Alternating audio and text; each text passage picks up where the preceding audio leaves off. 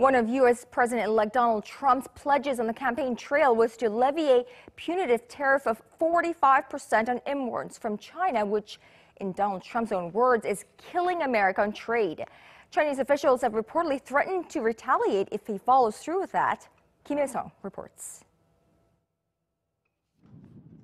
U.S. Commerce Secretary Penny Pritzker told the Wall Street Journal on Tuesday that Chinese officials have warned they will retaliate against Washington if President-elect Donald Trump follows through on his campaign promise to impose tariffs on Beijing.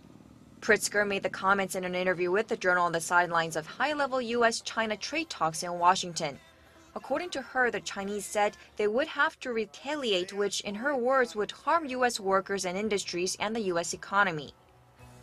Trump has said one of his top priorities when he takes office will be to label China a currency manipulator and has threatened to impose a 45% tariff on all Chinese imports.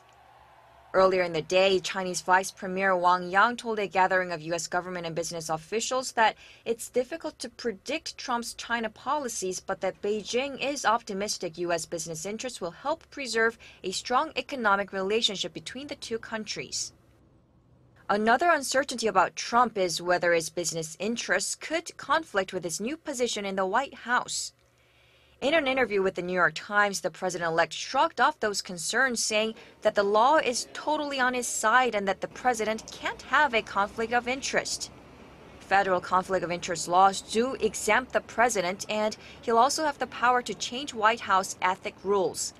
But the U.S. Constitution bans government officials from accepting payments from foreign governments, and of course, there are also anti-corruption laws against bribery and fraud.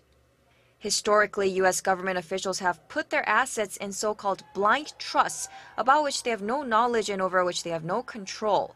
But Trump runs more than 100 businesses around the world, raising concerns about possible conflicts of interest, even if he hands them over to his children.